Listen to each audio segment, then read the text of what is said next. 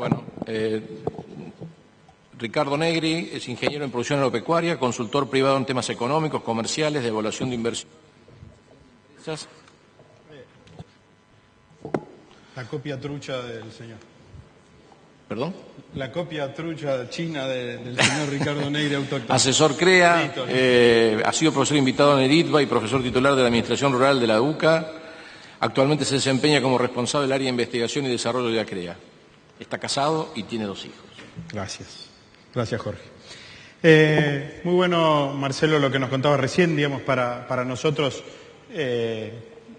para mi charla voy a agarrar de los escenarios de Marcelo, y que planteó 5: guerra civil focalizada, pacificación total, una guerra civil general en el país, intervención por un lado de Rusia o por otro lado de ambos dentro de eso, como los escenarios menos probables. En ese sentido, para lo que es la agricultura de este país que tanto nombramos hoy durante el día, el escenario, primero, una guerra civil focalizada, la variable que más nos importa a nosotros es cuánto puede durar y cómo van a afectar las provincias del Donbass y esos lugares donde productivamente son más importantes. La pacificación total como escenario hace que para nosotros Ucrania haya quedado un par de meses fuera de competencia, pero volvería rápidamente a la misma competitividad que había tenido. Y los escenarios más feos, una guerra civil interna, sería terrible para el proceso de desarrollo de la agricultura en este país, que voy a tratar de ir pasando mi presentación con estos filtros. Primero, ¿qué hago yo hablando de Rusia y Ucrania? Tuve la suerte en el 2007 de ir por primera vez con 35 productores CREA a Ucrania y a Rusia a ver qué pasaba en estos países. La verdad que fue la primera vez que fui, y después de recorrer lotes así, me tocó ir entre 2 y 3 veces por año, todos los años, a visitar empresas, a visitar instituciones, haciendo trabajos en la región, mucho al principio de evaluación de empresas, y en los últimos viajes teniendo en cuenta un poco más de cómo transferir conocimiento. Así que me tocó estar en Rusia, en Ucrania, en Rumania, en Serbia y en Georgia, de los países de la región, solamente viendo la agricultura. No sé de todas las cosas que decía Marcelo, yo sé de agricultura, pero un poco se puede conocer la cultura a través de la agricultura, que es lo que sabemos hacer. Primera cosa, que Ucrania está acá y está en el foco de la agenda, pero no podemos dejar de ver que es solo una parte de un conglomerado de naciones, ¿sí?, que operan en toda la región. Lo dijo muy bien, Ucrania aprendió a ser país hace poquitito, ¿sí? Antes no era país. Y culturalmente son 2 países muy distintos. Las regiones rusoparlantes o de etnia rusa que están acá, hay etnia rusa acá. Es muy distinto acá, donde vos vas con un intérprete, parás en un lugar, el intérprete pregunta en ruso y le contestan en ucraniano. Y le contestan feo, digamos. Si se dan cuenta que vos sos occidental y de otro lado, te empiezan a sonreír. Si no, te sacan vendiendo almanaques. ¿Por qué? Porque todos estos nacionalismos que él comentaba son feos, ¿sí?, son agresivos. En la zona del Viva hay un lugar que vos vas a comer a un lugar y si te decís la contraseña en ucraniano te dejan pasar, si no, no te dejan pasar. Claramente yo pasé, digamos, y comí en ese lugar para las dudas. Otro tema que para nosotros es muy importante cuando llegamos a estos lugares, que aprendí que la historia es importante y la historia da el contexto. Y si no entendés un poquito de la historia, te perdés una parte importante de la película. En la economía soviética, Ucrania tenía que hacer 2 cosas importantes: producir alimentos y tecnología. Y esas 2 cosas son las que hoy están en pugna en Ucrania. Esa región que produce altísima tecnología de misiles y de tanques y demás, es lo que necesita sí o sí vendérselo a Rusia. Le es mucho más complicado vendérselo a otros países. ¿Por qué? Porque estaban tan integrados tecnológicamente. Otra cosa que es importante, que tardaron 20 años desde la caída del comunismo hasta llegar al mismo nivel de producción que tenían antes. Justamente por esto de no ser un Estado organizado y un montón de cosas más. Pero tardaron 20 años en recuperar la productividad. Una cosa que siempre me llamó la atención en Ucrania, que en todas las conversaciones que tenía con grandes, con chicos, con profesionales y con gente de campo, salía una palabra que era, nunca me sale decirlo, que es el holodomor, ¿sí? El holodomor fue entre el año 32 y entre el año 33 la forma de subyugar a las minorías ucranianas, que eran pequeños emprendedores capitalistas, fue sacarle toda su producción. Y en esto que se llama el holodomor se murieron, según los rusos, 1,5 millones de habitantes, según los ucranianos 10, cerramos en 3,5 millones, ¿sí?, de hambre. Eran los productores más grandes de la ex Unión Soviética de los alimentos, pero por cuestiones políticas les hicieron morir de hambre. Esto a mí me impresiona cómo sale, porque sale como el miedo a no volver por esa situación, y te sale tanto del lado prorruso como del lado, o de los rusoparlantes, para hablar bien, como del lado claramente proeuropeo. Y otra de las cosas que nos cuesta muchísimo con nuestra cultura entender es qué es esto de la economía planificada. ¿Sí? Esto de la economía planificada, cuando lo llevamos a la agricultura, es que cada coljoz o granja colectiva tenía que hacer algo, recibía los insumos para ese algo y hacía nada más que eso. ¿Sí? Y esto como si... Y por ejemplo, la fecha de siembra es el tanto de septiembre o tanto de marzo, sin medir absolutamente nada. Las aplicaciones de agroquímicos se hacen en una fecha, sin variables nada más que el calendario. Para que se den una idea, esto les caía mal que las estaciones terminaban el 21. ¿Sí? Entonces, por decreto hicieron que las estaciones terminaban a fin de mes. Entonces, de estas cosas hay un montón, y eso tiene que ver con esto de la planificación centralizada de la agricultura. Te encontrás con resabios de esa planificación centralizada en las personas, en toda la parte burocrática de llenar un camión, vender un camión, todas esas cosas. Imagínense los procesos que son de burocracia y de papeles con respecto a estas cosas, que tiene que ver justamente con esa centralización y control de la agricultura.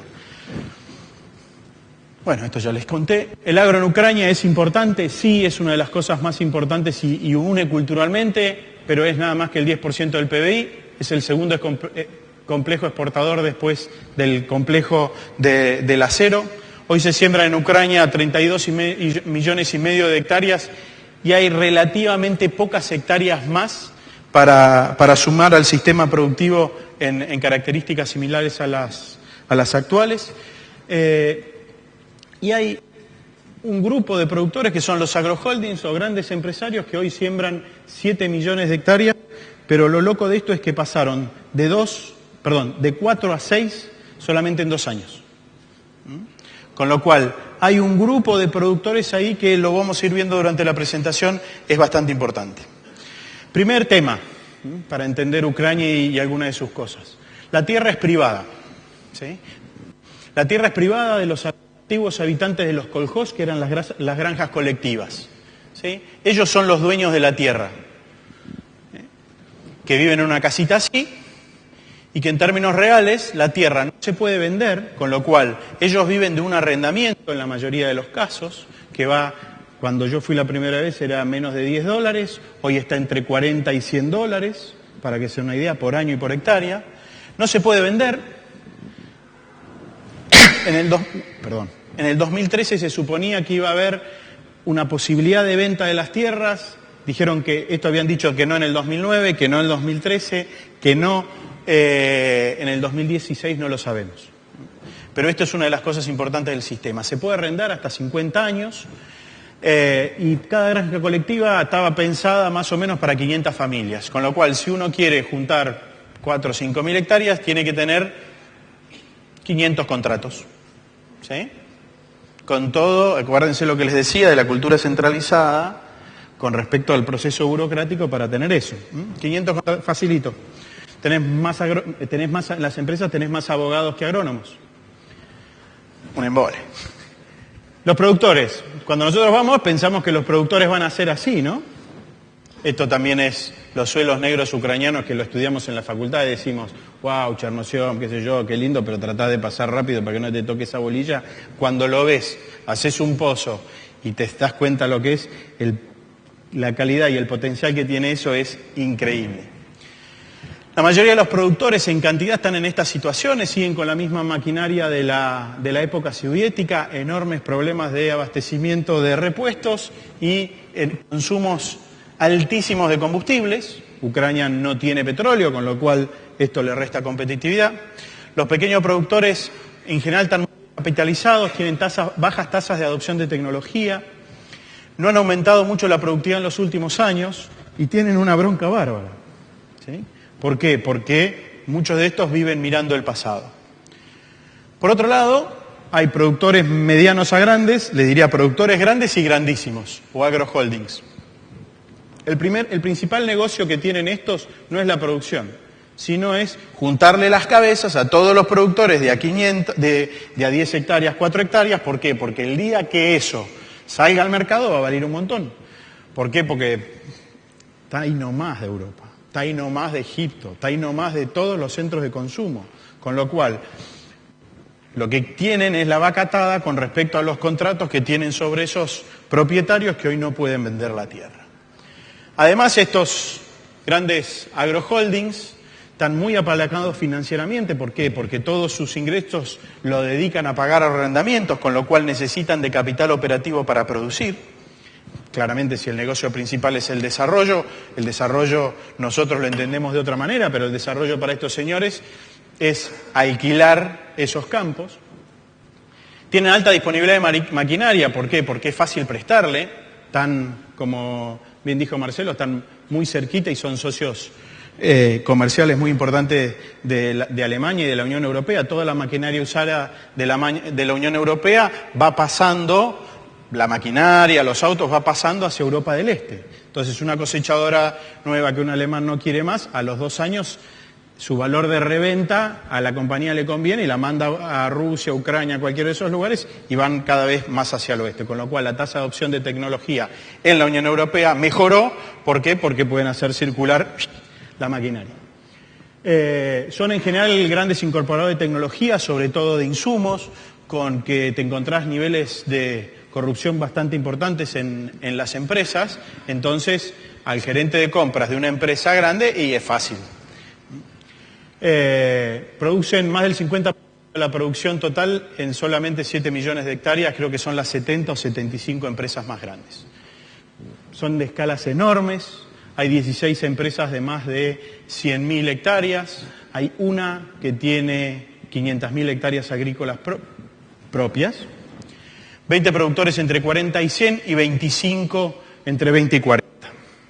Es un actor importantísimo dentro del funcionamiento de Ucrania, en la parte agrícola, y además tienen otra cosita, que no todos fueron demasiado prolijos en los últimos años, con lo cual varios tienen alguna cuenta pendiente con los bancos en esto del capital operativo. Con lo cual, hoy, y antes de toda esta crisis, habían entrado en un proceso de fusión-adquisición entre las empresas bastante agresivo. Hablé de Ucrania, de los productores, quiénes son los actores, me voy a meter un poquito en los cultivos, lo conocen. Una cosa de la ex Unión Soviética, van a ver todos los lotes en casi todos lados con bordes de árboles. Stalin, para frenar la erosión, generó árboles y líneas de árboles por todos lados de la Unión Soviética, y uno los puede ver por todos esos lugares, bastante pintoresco, por cierto. Vamos a hablar de girasol. ¿Sí? El salto genético y el cuco de Ucrania para nosotros, que pasó de tener el 16% del mercado de aceite de girasol al 56%, y hoy en todos lados lo vemos como agresivo con respecto a nosotros. El salto genético con la incorporación de híbridos fue el gran salto. Lo dieron primero los productores grandes y después algunos de los medianos. Los pequeños siguen usando variedades de girasol. Esto hace que la brecha tecnológica entre grandes y chicos, en vez de achicarse, como en general pasa en la Argentina, se va agrandando cada vez más. Es un cultivo barato y fácil de hacer. Está en su cultura, lo hacen desde siempre el girasol. En esta campaña, en esta que está sembrada ahora, lo que estuvimos discutiendo y charlando es que probablemente aumente el área con respecto a los planes originales y respecto a los informes, pero lo que sí creemos, todo lo que estuvimos analizando esto, es que el aumento de área no va a ser aumento de producción porque baja enormemente la tecnología. Se volvieron a sembrar en las franjas medias y chicas de productores nuevamente variedades de girasol. Y es un año bueno climáticamente, pero no maravilloso, con lo cual no van a tener el rendimiento promedio que tuvieron el año pasado, ¿sí? Con lo cual en ese sentido es una de las buenas noticias. Cuando me paso al cultivo de maíz, ¿qué pasó y qué pasa a corto plazo? Ucrania también acá nos pasó el trapo, pasando a ser el segundo exportador mundial de maíz. El cultivo de maíz reemplazó más que nada los cultivos de invierno, no compitió básicamente con el girasol. Sigue habiendo una enorme cantidad de problemas en cosecha y poscosecha, un porcentaje bastante importante del maíz se cosecha después del invierno con nieve, mojado, ¿sí? Con lo cual es un festival de aflatoxinas, pero eso es así por las deficiencias de capital que hay. Y en esta campaña se encuentra muy afectado por la falta de financiación. De estas grandes empresas, las que tuvieron financiación para capital operativo continuaron aumentando el área maíz porque fue un buen negocio, pero aquellos que se quedaron sin financiación bajaron el área de maíz, bajaron el nivel tecnológico, porque es el cultivo más caro, igual que acá. La soja, ¿sí? La soja, primero, es el cultivo que está creciendo a tasas más altas. Le gana al maíz, le gana al girasol, le gana a todos. Pero tecnológicamente está un poquito atrasado, ¿sí? Los grupos de madurez todavía no pegan ni con cola cuando uno lo ve en el campo y discutiendo con los agrónomos, todavía son ciclos demasiado largos y sin demasiada adaptación. Y hay una cosa que no te dejan parar mucho, pero ves los cultivos extremadamente limpios, ¿sí? Con lo cual es altamente probable que haya algunos OGM dando vueltas por esos cultivos de soja. Aún no compite con la soja, en general cuando vos le decís a un productor girasol o soja, claramente prefiere hacer girasol, pero puede hacerlo en unos años, creemos que va a empezar a competir cada vez más.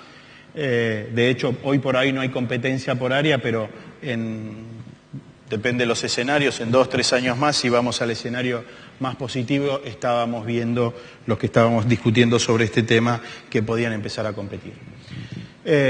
Otro de los temas importantes del crecimiento de la soja o no, básicamente en Ucrania, es que el que demanda proteína en la región es Rusia, no es Ucrania. Ucrania hoy está autoabastecido de proteína, con lo cual depende cómo queden los vínculos entre Rusia y Ucrania, si a Ucrania le va a convenir pasarse a soja en algunos ambientes o no le va a convenir pasarse a soja. Con lo cual, por eso los escenarios, Marcelo, se cruzan en casi toda la presentación.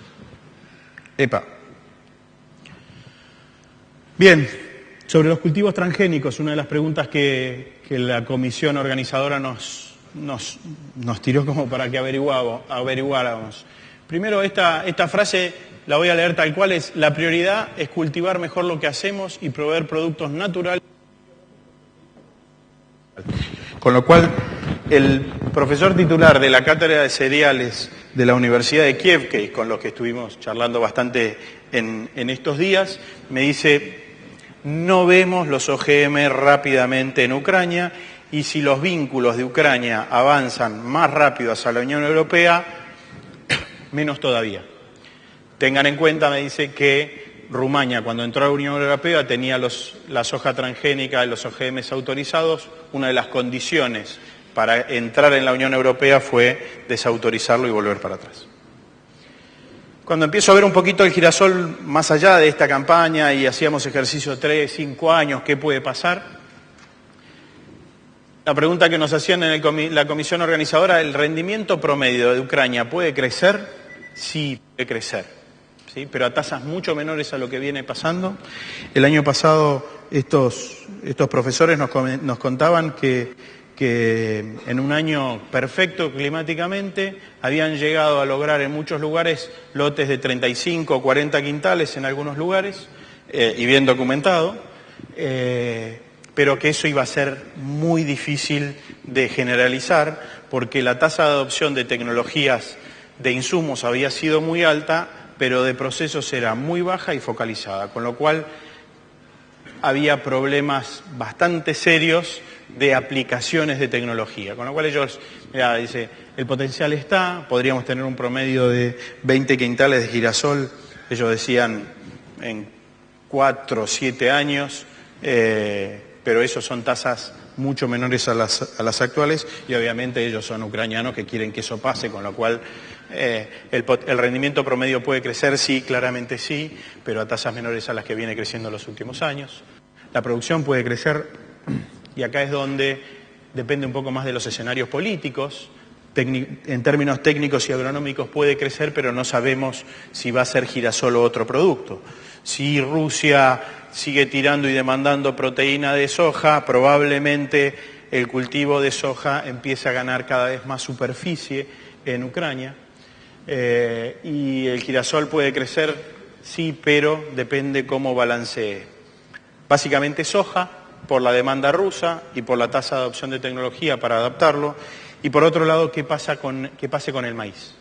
El maíz es un cultivo que no se consume mucho en Ucrania, está planteado básicamente para la exportación y va mucho a países de maíz de baja calidad, pero como está cerca en fletes, es muy competitivo Ucrania. Entonces, en momentos de precios internacionales altos del maíz, es altamente probable que el maíz le saque superficie al girasol. Y hay otro temita de mediano plazo que empieza a ser importante, que es si uno suma los escenarios positivos para Rusia y Ucrania y le sumamos la Unión Europea en términos del cultivo de girasol a nivel mundial, y la verdad que estamos poniendo todos los consumidores de girasol, todos los huevos en una sola canasta, que se llama más o menos el mismo sistema climático que es la Unión Europea más Rusia más Ucrania. Con lo cual, también cuando uno piensa en un poquito más de largo plazo, sale este tema como un tema de riesgo.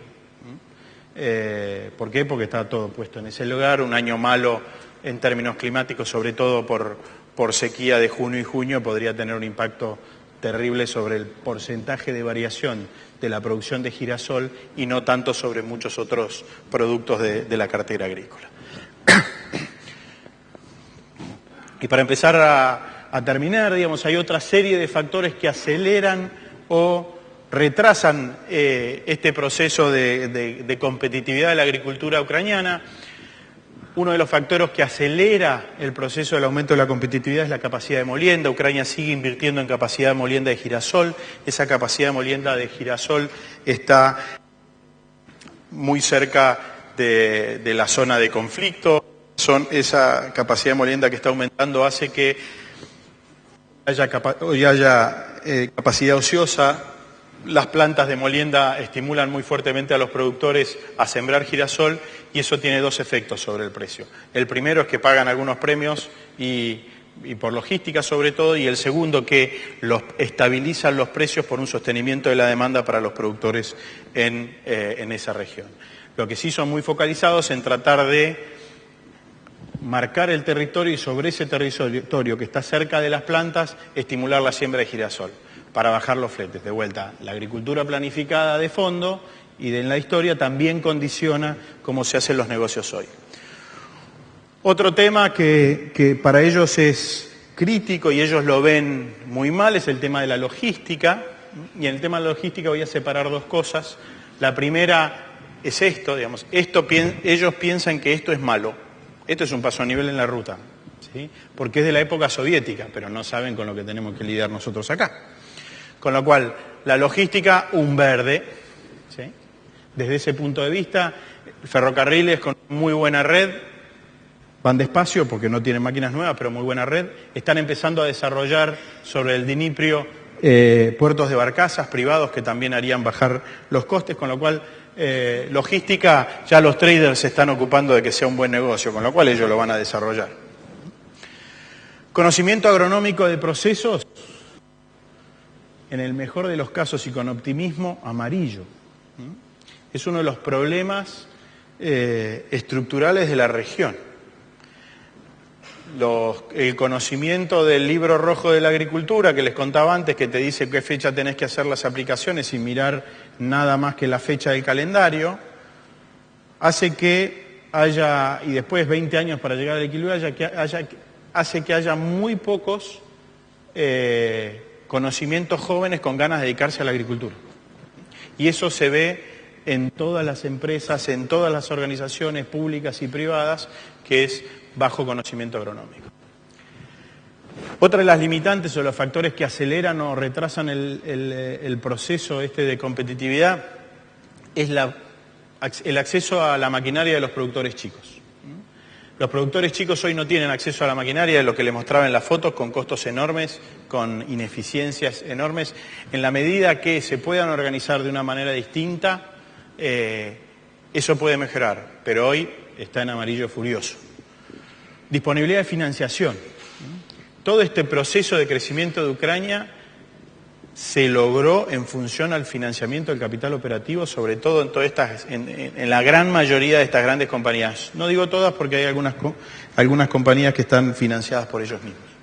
Pero la disponibilidad de la financiación condiciona o no la velocidad de tasa de adopción de tecnología, de cambio de un cultivo a otro, de desarrollo de la logística de un lado para el otro. Y claramente dentro de los escenarios que nos decía Marcelo, el único escenario en el cual se ve un torrente de financiación hacia la agricultura es en el escenario de una solución rápida del conflicto, porque eso llevaría mucha plata. Todos los otros escenarios enturbian la financiación, en el mejor de los casos, por lo menos por este año. Y acá la financiación es importante como concepto para entender que si hay financiación se va a hacer más maíz y más soja. Si no hay financiación, lo que se va a hacer es más trigo y más girasol. ¿Por qué es más barato? Porque saben hacerlo y porque requiere menos tecnología. Entonces, la disponibilidad o no de capital operativo para financiar, y esto no es exclusivo de Ucrania, esto pasa en toda la región. ¿Por qué? Porque el riesgo país de todos los países voló por el aire, porque Rusia perdió 64.000 millones de dólares en casi 45 días, porque las estimaciones de crecimiento del PBI de la región bajaron de 3 a 1.4 en muy poco tiempo. Por todo esto, la financiación es lo escaso y es uno de los temas para seguir. En este sentido, para mí, se ganó un rojito furioso. Y para empezar, ahora sí, para terminar, algunas conclusiones. El potencial de producción de Ucrania y básicamente Ucrania sigue siendo muy alto y sigue intacto. No rompimos nada. Hay problemas ambientales, hay problemas de organización, hay un montón de cosas, pero el potencial productivo sigue ahí.